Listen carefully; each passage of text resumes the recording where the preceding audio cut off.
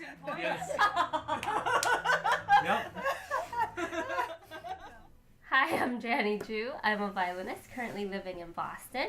I'm Korean American. I was born in Korea, but I grew up in Nebraska. Hi, I'm Zenis.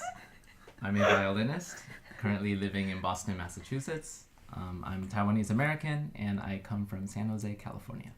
Hello, I'm Tim Peck. I'm a classical musician. I'm a cellist. I'm the cellist of the Meadowlark Piano Trio. I am Asian American. I'm from New Jersey, and I currently live in Boston with these other three musicians. Good. Okay. Yeah. You Check. just nailed it. Nailed it! So I am April Sun. I am a pianist of the Meadowlark Trio. I am currently based in Boston. I moved here in August, and I'm originally from Bozeman, Montana. All right. So, what should we talk about? Well, you had mentioned actually creating a platform for stories, like individual stories, and I'm just curious as to what you mean by that. Like, what you mean by a story. Like our background? Yeah, our background and our experiences in working, studying in the classical music world, right? Yeah, and as you know, however way that you identify yourself, right? Whether you were born in Asia and you came to the States, like Janny, and also me too. I came to the States when I was 7, right? Yeah. Or if you were born here, I mean, there's so many. Like the Asian community is such a diverse group, right? I mean, so diverse, and I mean, even here, like we have like Korean, Chinese, Korean, Taiwanese, right? But you know, I mean, if you think of the Asian community, I mean, it's just I mean, Southeast Asians, right? Yeah. South Asians, right? East Indians Asians, are also considered right, Asians. right. So a lot of things, right? Yeah. So like stories in terms of like experiences, I guess, right? And sharing that, right? So yeah, I mean, I would love to actually like go around and like hear you guys talk about like what it was like to grow up being Asian American, actually. I guess my experience growing up was interesting because for the first 11 years of my life, I was in Korea. And so that was very, that's one kind of experience. And then when I was 11, we moved to Aurora, Nebraska, which could really be like a complete flip side of what I had experienced until then. Because I was in Seoul, Korea, which was a capital city of this like giant capital city of Korea, to Aurora, Nebraska, which was I think a town of 3,000 to 4,000 people, and all of a sudden my neighbors were cows, and so that was literally cows. Yeah, for the first few months we actually lived next to a field and there were cows, and so. But growing up in Nebraska was interesting because I think we were one of 2 families there who were Asians.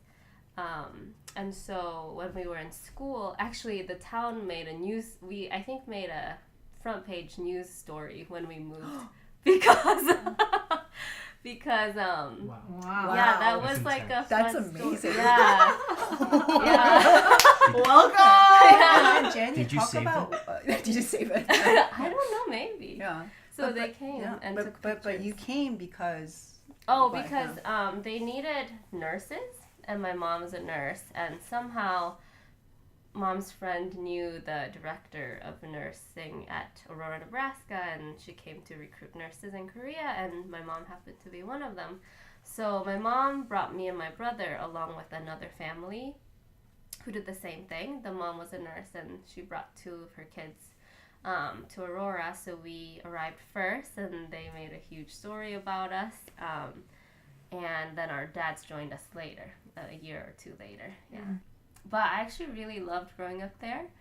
At first, I don't think the school knew what to do with us. There wasn't ESL, which is like English for second language, and so we were all put into normal classes, and I don't think my teacher, I still remember Mrs. Lamer, 5th grade teacher, I don't think she knew what to do with this kid who didn't speak English, but everyone was so nice and so accommodating, and yeah, somehow. You know, I think when you're a kid and you're dropped in that kind of situation where you have to speak to survive, you learn very quickly. And so I think within a few months I was able to speak and communicate. Not much violin happening there though. Yeah, but I never practiced. I did piano lessons there, but not really much violining. But I hung out with my friends a lot. How did you start then? I started in Korea Oh. when I was 8, so I studied for about 3 years. But I think the teacher there really did an amazing job setting me up. And so then, even though I took quite a few years off, and I did study with a teacher in Hastings, Nebraska, Mrs. LaChance, for a few years, but it was definitely on the back burner, and I was more into piano because I had a teacher there. I did flute with my friends in school, and I danced a lot, and I did, debate and Future Business Leaders of America and all of the golf, and I did everything but violin growing up. But it was a really great childhood. I jumped to Rice University, which was a very intense switch as well, because I was, I ended up majoring in violin, but I wasn't only doing violin in undergrad. I was also doing pre-law and history and math. So when I jumped to Rice University, that was the first time for my master's doing only violin. And that was a huge change for me. And I actually didn't know what to do with myself because I wasn't used to focusing on only one thing. And not that I was getting bored, but it was definitely a switch in mindset that I had to go through to focus so intensely on one thing. But no, it was difficult, but it was necessary because I had a lot of catching up to do. And my teacher there really pushed me a lot, and I was practicing 6 hours a day there, which I'd never done before. And learning a lot, and a lot of trial and error, and being in an amazing orchestra there really helped too, because being surrounded by peers who are amazing, I think, is one of the best learning experiences you can have. And people who are so focused on becoming musicians, which, in Nebraska, we had a small group of friends who were doing music, but it was maybe 6. Whereas Rice, there were 100 of us who are all trying to become musicians. So, big switch, but a very necessary and, looking back, very important switch. Yeah. I grew up in San Jose, California, which was I think it was a 60 to 75% Asian American community. Wow, yeah. And it was specifically very much a first generation Asian American. Parents from Asia immigrated there for a job, mostly for tech. And so the term Asian American was actually really real to us there, because growing up we didn't really even differentiate ourselves in terms of Korean or Japanese or Taiwanese or Chinese. It was just all Asian American. I remember when I think back to my friends, my best friend was Indian, my other friend was Korean, and my other friend was Japanese, but I don't remember ever talking to them about how different those cultures were. We all sort of accepted it as just Asian American. And I think part of it was that we all grew up culturally sheltered, because the minority of the school was white. I started violin when I was 5. And again, there were a lot of other kids around me also learning instruments. Everyone did competitions. There were all these youth competitions going around, concerto competition or solo competitions or chamber music competitions. So I was doing my first competition when I was 5, that year that I started. And that was a big part of my life, of being in a really academically challenging school, but then kind of telling them, oh, but this kid wants to do music. And they were sort of, hesitant, but they were very accepting about it. But these other kids who were doing competitions, some of them also wanted to do music, but actually a lot of them didn't either. I don't know if that was because their parents were really enforcing that they did it, or if, again, they were just doing it in pursuit of the record or whatever. But it was a very studious community. Like all the high schools and middle schools were very academically high, and also almost everyone played an instrument at least for a hobby. Yeah. Sort of half for because their friends were doing it, or also for college applications. Yeah. So for me personally, I was sort of thought as an outsider for taking violin seriously. But then when I look back on that, like being part of that Asian American community was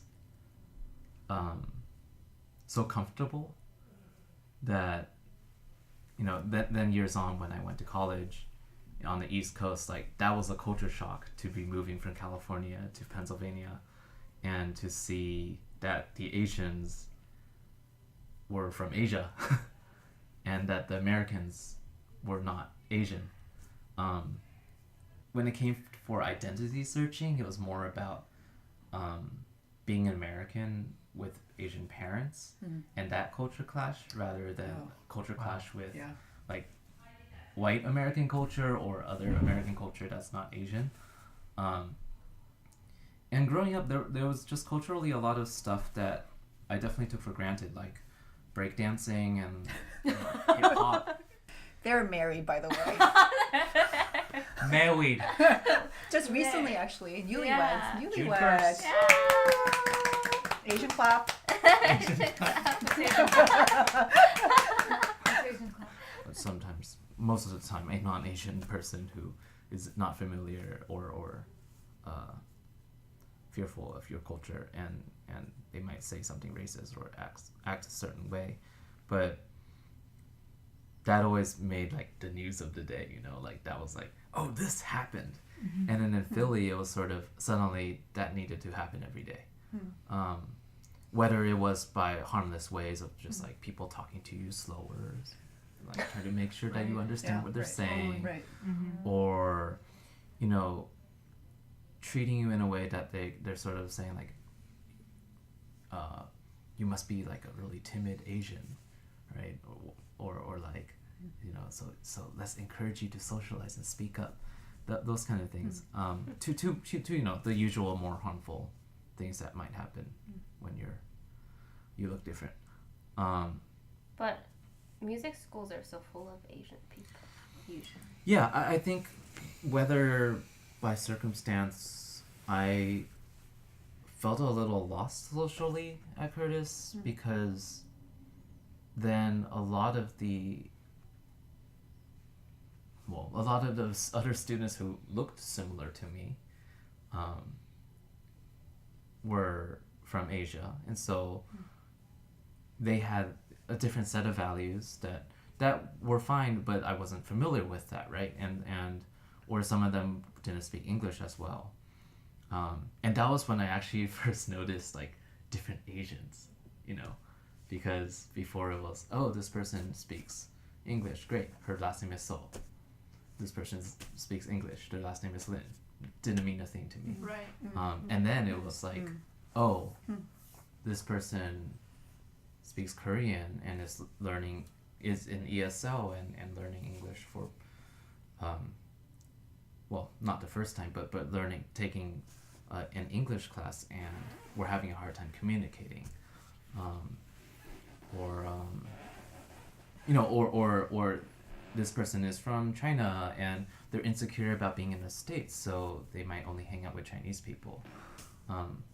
So seeing that happen felt very strange to me. And then befriending people, Americans who weren't Asian, was also a new experience for me. At least from like a perspective of someone who grew up in, I don't know, upstate New York, Nebraska. or Nebraska, who like doesn't immediately get the whole Asian American identity thing, or the and so I remember hopping between the two a lot and trying to feel like, oh, I can straddle that fence and be both.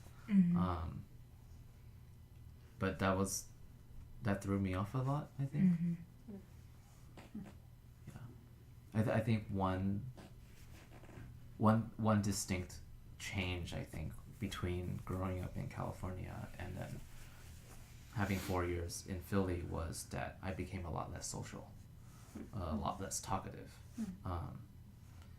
I don't know if that was subconsciously like trying to blend in because I looked Asian, and so like they don't expect an outspoken English-speaking Asian person to be around.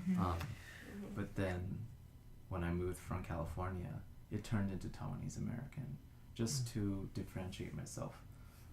Not That's so because interesting. I've never thought of that. I felt that when I introduced myself as Asian American on the East Coast, or at least in my limited experience on the East Coast of meeting, you know, someone from Korea, and I said I'm Asian American, that didn't mean as Same much thing as as West it did Coast.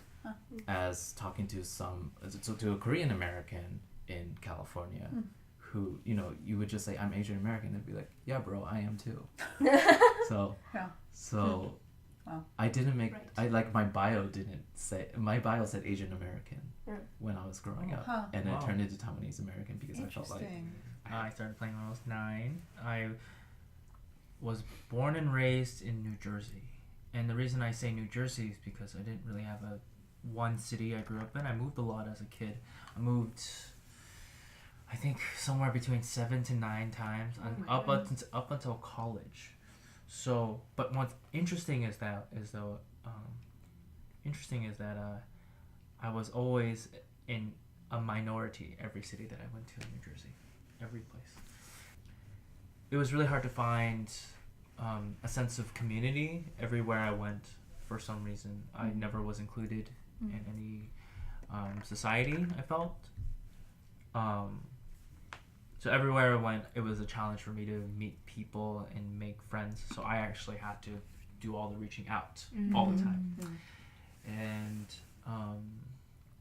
definitely grew up where all of the stereotypes that you've discussed came out in the maximum, which is so funny because I am not the most studious person. I actually anti-studied.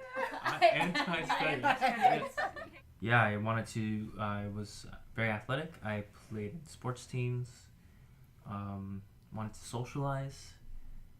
And then somewhere down the road, I found a wonderful outlet when I started attending music schools, preparatory schools in New York. First, I attended the Manhattan School of Music Preparatory Division, and then I went to the Juilliard School.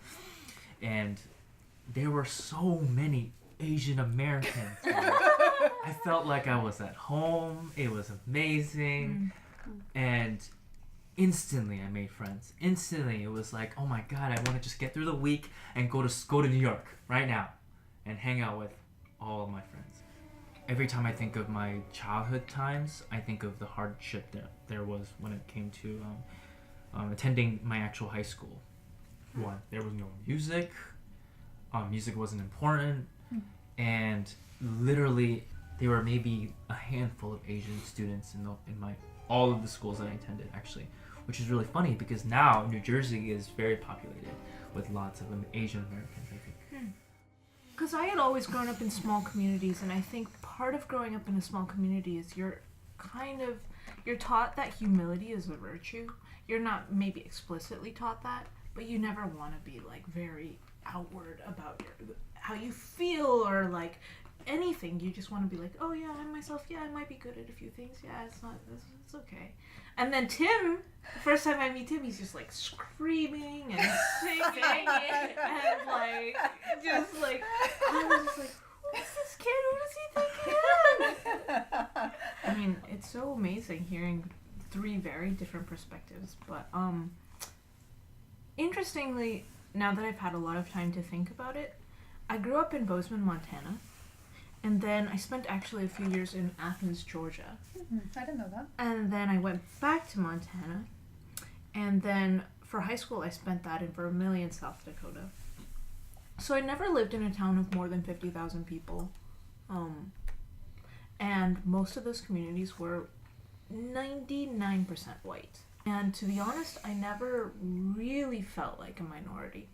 Because was like the only Asian person. I was the only Asian person in Bozeman, and I was the only Asian person in Vermilion, and I just kind of felt very white because my friends were all white, and my life at home was my life at home, and I've always been a pretty private person, so my life at home was, you know, like my parents and my sister, the only other Asian people really that I had very much contact with. And my life at home also included piano. And so I was a pianist at home, I was a Chinese person at home, and in public I was just one of everyone else. Athens, Georgia is a highly segregated place, especially when we were there, so that was probably 1994. And as Asian people, I don't remember actually feeling the racism, but I remember my mom telling me a story where even in parking lots, the blacks would park in one area, whoa, and the whites would park in another area. Wow. And my mom had a community of whoa, white friends, and they said to her, you're one of us. You park wow, on this side. Wow. Yeah. Jeez. But as a child, I don't remember that. Initially I didn't have very many friends, and then I met like my community of friends, which I'm still to this day super grateful for. There were like 8 of us, mm-hmm, and one of my earliest memories was actually meeting Channy. I met Channy through Tim, and the first thing she said to me was, "Oh yeah, I'm studying for my LSATs," and blah blah blah. I was on the way to take a practice LSAT. Right. Yeah. And I think I told you immediately afterwards, Channy's like the super Asian one, right? And I didn't really know what that meant. But yeah, and then another really, really early memory I have is you came to my dorm room, and I had a huge box of ramen, of shin ramen. Yeah. And and that was so rare in Nebraska. And Jenny was like, "Oh, you have shin ramen." It was bonding moment. It was a real bonding moment. It was such a scarce resource, Asian food. In Nebraska. But also it's interesting because being in Nebraska, though Nebraska itself is not a hugely diverse place, being in a university is a relatively diverse community, at least compared to what I grew up with. And so I had a group of friends who were very Chinese, as in from China, had come here from China. I had a group of friends who were white, and I had a group of friends who were mixed, which was our core group of friends. My parents, though they've always been very supportive of me through like anything that I do, they were super, super, super hesitant to like encourage me to pursue music as a career. Mm-hmm.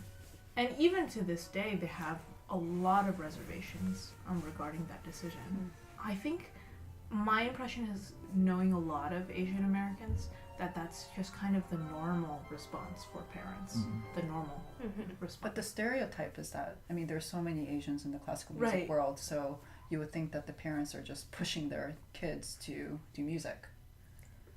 That's probably not. I think it's different when it's your different. parents are here as opposed to in Asia. I think it varies. I mean, this warrants a discussion on also different Asian cultures, right? Because your parents, who grew up in China, probably had to go through a rigid system of basically the government choosing what degree they should take. At least more their grandparents would have. But my parents didn't have that experience, and I think my grandparents did. Mm-hmm. Yeah. And so, with that rigid system in place, there's less of the sense of just freedom of like choosing, what do I want to do? Versus like what is beneficial. I mean, I don't have any regrets becoming a musician, but I do think I carry a certain degree of guilt because I feel like Interesting. because my parents came here with nothing, and so money was always like an important thing, right? So I mean, like sometimes my parents will still say things along the lines of like,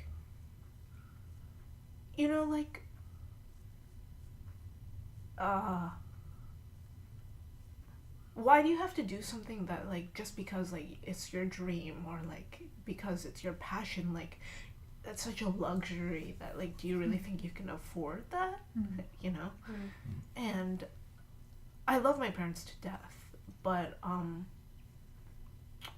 it's like that thing, like are you doing that for yourself or are you doing it for your family, whatever that means.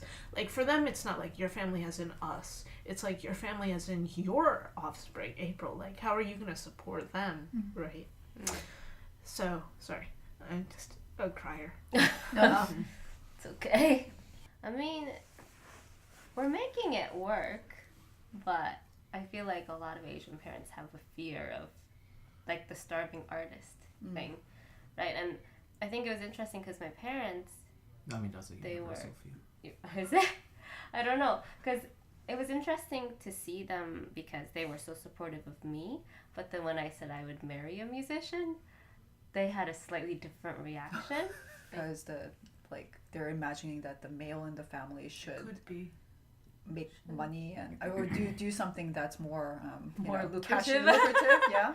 No, I but don't know, there's right? this kind of like, I mean, even though your parents are very progressive, you know, Right. and our family is very progressive too, you know, but there is inherent kind of Yeah. feelings about roles and Right, right. you know. It Yeah. still exists. Yeah. I feel like my dad was relieved, actually, when he found that I was dating you. What? I don't know. I Well, think she's part so of on top of it. Look at it was definitely that. I mean, I'm definitely not. I'm not someone who's on top of it. And your parents never asked me about. Like they never approached me to help their own confidence level on my contribution to the family. Right. Because I told them I got it. Yeah. Wow. Well, on that note. Perfect. Okay. She's got it. We got it. I got it. Okay, thank you guys. Thank you. Thank Yeah. you. It Bye. was nice. Yeah. 안녕하세요. 안녕. 안녕. 안녕.